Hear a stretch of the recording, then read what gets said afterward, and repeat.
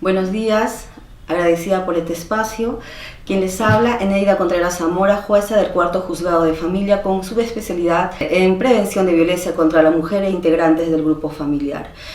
En este espacio que me han concedido, me permito llegar a ustedes a hablar de un tema que me parece muy importante, muy interesante también, para poder llegar a la población, al grupo de personas que pueden acceder a este espacio. ¿Y cuál es este tema? Pues es la importancia de establecer el contexto en los procesos de violencia o en los casos de violencia, en especial contra los integrantes del grupo familiar. ¿Por qué? Porque de pronto se ha hecho más publicidad, se ha hablado mucho más del tema de violencia contra la mujer, que pareciera que la ley 30.364 solo está dirigida a protección de la mujer, pero no, en nuestra normativa interna también los integrantes del grupo familiar son partes, son sujetos procesales que deben ser atendidos, pero tienen que ser atendidos en la medida de que sean o estén comprendidos dentro de los sujetos que establece específicamente la norma y también dentro del contexto que la misma norma establece.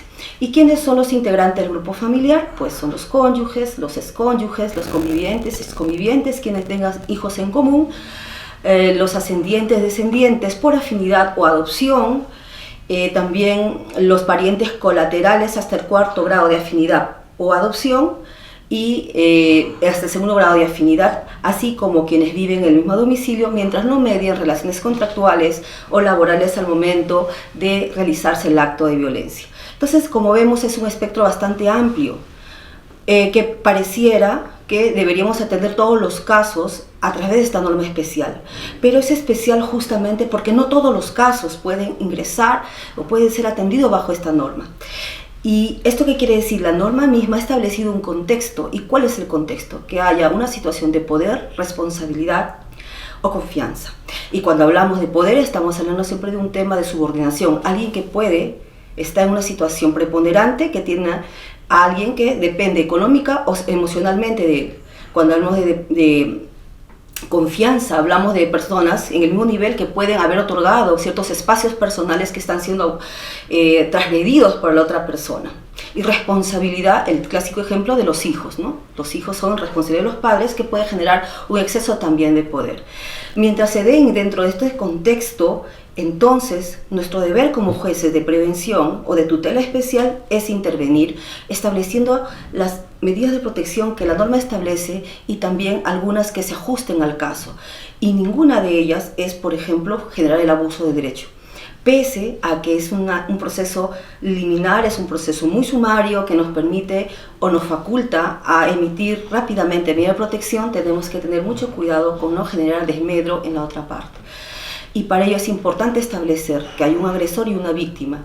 Hay un supuesto de supremacía, uno sobre otro. Tiene que ser así, porque muchos casos se utilizan para ver temas patrimoniales, sucesorios, o para pretender, por ejemplo, por muchos estados de necesidad que hubiera, ingresar al predio de un tercero que no tiene nada que ver en el proceso que se está poniendo a conocimiento.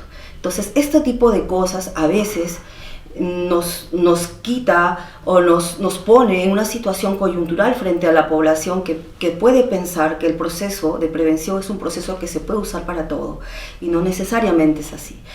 Y de ahí, finalmente, acotar la importancia de los medios de comunicación para poder llegar a la población, nosotros, nuestros operadores de justicia, pero también para visibilizar al usuario, sus problemas, sus conflictos, también a través de este medio.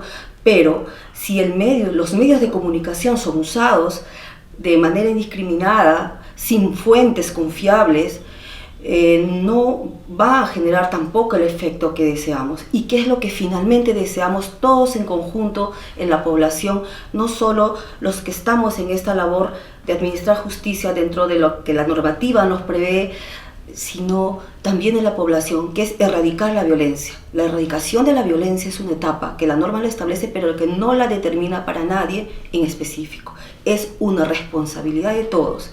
Y bajo esta misma responsabilidad es importante la intervención de los medios de comunicación de una manera responsable.